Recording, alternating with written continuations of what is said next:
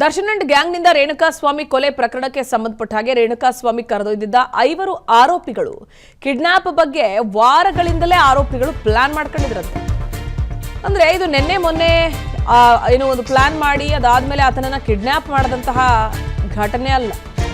1 ವಾರಗಳ ಕಾಲ ಆತನನ್ನ ಕಿಡ್ನಾಪ್ ಮಾಡೋದಕ್ಕೆ ಇವರು ಪ್ಲಾನ್ ಮಾಡ್ಕೊಂಡಿದ್ರಂತೆ ಆರೋಪಿಗಳು. ಆ 5 ರವಿ, ಜಗ್ಗಾ, ರಘು, ಅನು, ರಾಜ ಈ 5 ಜನ ಆರೋಪಿಗಳೇನಿದಾರಲ್ಲ, ಈ 5 ಜನ ರೇಣುಕಾಸ್ವಾಮಿನ ಕಿಡ್ನಾಪ್ ಮಾಡೋದಕ್ಕೆ 1 ವಾರದಿಂದ ಸ್ಕೆಚ್ ಹಾಕಿದ್ರು. ಶನಿವಾರ ಮಧ್ಯಾಹ್ನ ರೇಣುಕಾಸ್ವಾಮಿ ಕಿಡ್ನಾಪ್ ಮಾಡಿದ್ರು. ಆ ಸ್ವಾಮಿಯನ್ನ ಕರೆದೊಯ್ದು ಬೆಂಗಳೂರನ್ನ ತಲುಪಿದ್ರು. ನೇರವಾಗಿ ರೇಣುಕಾಸ್ವಾಮಿನ ಶೆಡ್ಗೆ ಕರ್ಕೊಂಡ್ಬಂದಿದ್ರು. ರೇಣುಕಾಸ್ವಾಮಿ ಹೋಗೋ ಮೊದಲೇ ದರ್ಶನ್ ಗ್ಯಾಂಗ್ ಮೊಕ್ಕಾಂ ಹೂಡಿತ್ತು.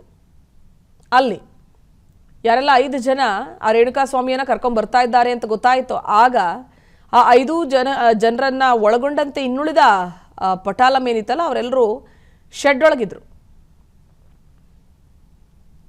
ಇನ್ನು ಆ ರೇಣುಕಾಸ್ವಾಮಿನ ಕರ್ಕೊಂಡ್ ಬರ್ಬೇಕಾದ್ರೆ ಎಲ್ಲೋ ಬೋರ್ಡ್ ವೆಹಿಕಲ್ ಜೊತೆಗೆ ಅಲ್ಲಿ ಟೋಲ್ ಪಾಸ್ ಆಗೋದನ್ನ ಗಮನಿಸಿದ್ವಿ.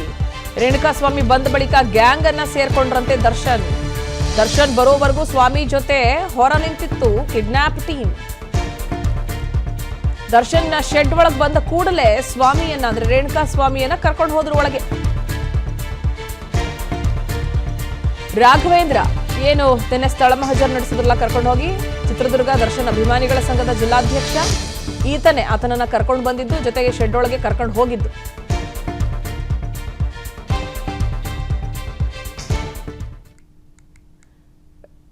ರಾಘು ಚಿತ್ರದುರ್ಗದ ದರ್ಶನ್ ಅಭಿಮಾನಿಗಳ ಸಂಘದ ಜಿಲ್ಲಾಧ್ಯಕ್ಷ ಈತ ರೇಣುಕಾಸ್ವಾಮಿ ಹತ್ಯೆ ನಡೆಯೋವರೆಗೂ ಶೆಡ್ ಹೊರಗಿದ್ರಂತೆ.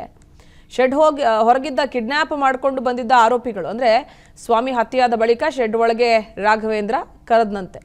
ಹತ್ಯೆ ಮಾಡುವವರೆಗೂ ಕೂಡ ರವಿ, ಜಗ್ಗಾ, ರಾಜು, ಅನುಗೆ ಎಂಟ್ರಿ ಇರಲಿಲ್ಲ.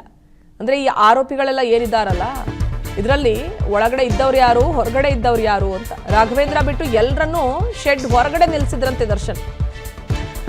ಹತ್ಯೆಯಾದ ಬಳಿಕ ಪೊಲೀಸರಿಗೆ ಶರಣಾಗುವಂತೆ ದರ್ಶನ್ನೇ ಹೇಳಿದ್ರಂತೆ. ಚಿತ್ರದುರ್ಗದ 5 ಆರೋಪಿಗಳಿಗೆ ಶರಣಾಗಿ ಅಂತ ಹೇಳಿದ್ರು. ಸರೆಂಡರ್ ಆದ್ರೆ ಹಣ ಕೊಡ್ತೀನಿ, ಜಾಮೀನಿನ ಮೇಲೆ ಬಿಡಿಸ್ತೀನಿ.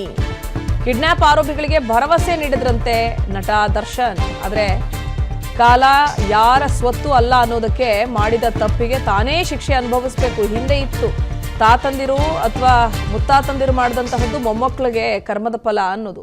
ಆದ್ರೆ ಈಗ ಹಾಗಲ್ಲ. ನಾವು ಮಾಡೋದನ್ನ ನಾವೇ ಅನುಭವಿಸಿ, ನಾವೇ ವಿಶ್ರಮಿಸಿ, ವಿಹರಿಸಿ ಹೋಗ್ಬೇಕಾಗತ್ತೆ. ಅಂತಹ ಕಲಿಯುಗದಲ್ಲಿ ನಾವಿದ್ದೀವಿ ಅಂದಾಗ ದರ್ಶನ್ ಪ್ಲಾನ್ ಮಾಡ್ತಾರೆ. ಕೊಲೆ ಮಾಡೋವರೆಗೂ ಕೂಡ ಪಾಪ ಹುಡುಗರನ್ನ ಹೊರಗಡೆ ನಿಲ್ಲಿಸ್ತಾರೆ. ಕೊಲೆ ಆದ್ಮೇಲೆ ಅವ್ರನ್ನ ಒಳಗೆ ಕರೆದು ನೀವು ಸರೆಂಡರ್ ಆದ್ರೆ ನಿಮಗೆ ದುಡ್ಡು ಕೊಡ್ತೀನಿ, ಜೊತೆಗೆ ನಿಮ್ಮನ್ನು ಬಿಡಿಸ್ಕೊಂಡು ಕೂಡ ಬರ್ತೀನಿ ಅಂತ ಹೇಳ್ತಾರೆ.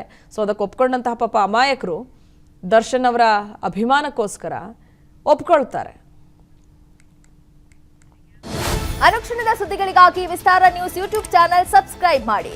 ಹೊಸ ಸುದ್ದಿಗಳ ನೋಟಿಫಿಕೇಶನ್ಗಾಗಿ ಬೆಲ್ ಐಕಾನ್ ಕ್ಲಿಕ್ ಮಾಡಿ. ಲೇಟೆಸ್ಟ್ ಅಪ್ಡೇಟ್ಸ್ಗಾಗಿ www.vistaranews.com ವೆಬ್ಸೈಟ್ಗೆ ವಿಸಿಟ್ ಮಾಡಿ. ಅಂಗೈಯಲ್ಲೇ ಜಗತ್ತಿನ ಸುದ್ದಿ ತಿಳಿಯಲು ವಿಸ್ತಾರ ನ್ಯೂಸ್ ಕನ್ನಡ ಆಪ್ ಡೌನ್ಲೋಡ್ ಮಾಡಿ.